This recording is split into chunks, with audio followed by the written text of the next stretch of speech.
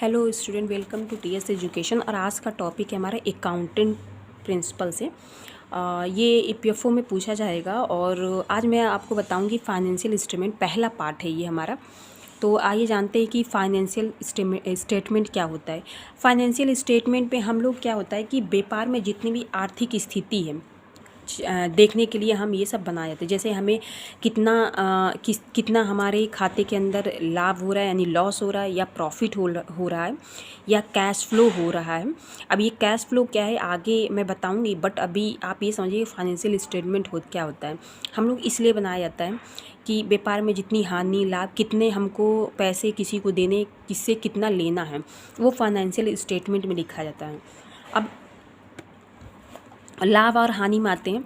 तो लाभ हानि अकाउंट का प्रयोग हम लोग व्यापार के किसी भी कंपनी या किसी भी व्यक्ति के इनकम और इसके इंस्पेक्शन को दिखाता है। यानी व्यापार में कितना प्रयोग हुआ है और जो व्यक्ति की इनकम है, मान लो आपके पापा काम करते हैं या कोई घर में काम करता है, तो उसके एक्सपेंस को दिखाने के लिए हम लाभ और हानि जो है प्रॉफिट हम फाइनेंशियल स्टेटमेंट में दिखाते हैं।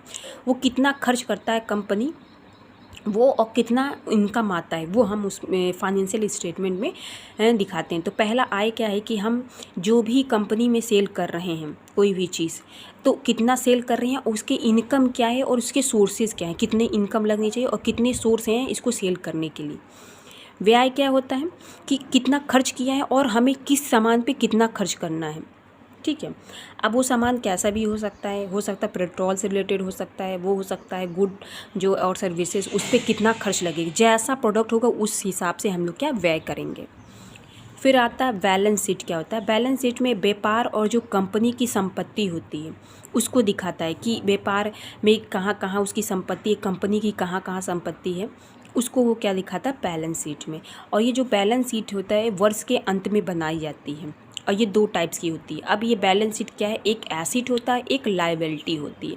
इसको बहुत ध्यान से समझना क्योंकि यही एक बेस होता है एसेट और लायबिलिटी। अब एसेट के अंदर व्यापार या कंपनी की सभी संपत्ति आती है, जितनी भी संपत्ति हो, जैसे कैपिटल हुआ मतलब पूंजी, लैंड मतलब भूमि, और जो बिल्डिंग, ठीक है, और गुडविल मतलब गुड एंड सर्विस, जैसे गुड्स होते हैं उनको हम गुडविल बोलते हैं।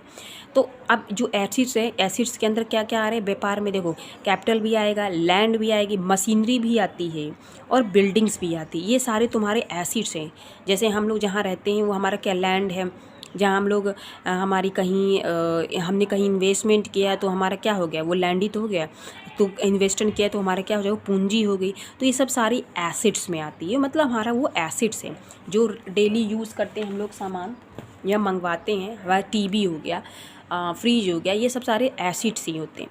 ठीक है। लायबिलिटी क्या होती है, लायबिलिटी में क्या होता है व्यापार या कंपनी के सभी दायित्व आते हैं, चाहे व्यापार हो चाहे कंपनी हो, जो व्यापारी को निभाना होता है वो किसी भी कीमत पे। जैसे पेबल अकाउंट होता है, क्रेडिटर होता है, कितना लिया है उसने, कितना उसको वापस करना है कंपनी को, अगर वो बैंक से लोन लिया है तो उसको कितना वापस करना है, ठीक है, और क्रेडिटर को कितना दिया है उसने तो उसको कितना उससे लेना है। तो ये लायबिलिटी मतलब उसको कितना लौटाना है, मतलब उस पर एक भार है, ये समझनी, उसके ऊपर एक क्या है, भार है। एक तरह से हमने किसी से पैसा लिया है तो क्या हमें उसको देना ही होगा ना, तो एक तरह से क्या है कि ये भार है किसी के ऊपर।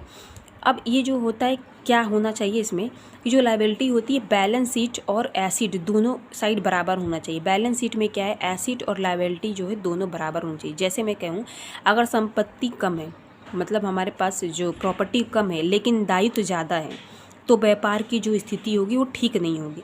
लेकिन वही कहा जाए कि जो संपत्ति अधिक है और दायित्व कम है, तो क्या होगा उस समय हमारे जो व्यापार होगा वो अच्छी से चलेगी। क्यों, क्योंकि हमारे पास संपत्ति होने की वजह से हम लोग दायित्व कम निभाएंगे, हम ज़्यादा से ज़्यादा ग्रो कर पाएंगे। तो ये था अकाउंटिंग प्रिंसिपल का एक नॉर्मल बेसिक कॉन्सेप्ट कि क्या होता है। अगर आपको वीडियो पसंद आए तो प्लीज़ लाइक और सब्सक्राइब ज़रूर करें।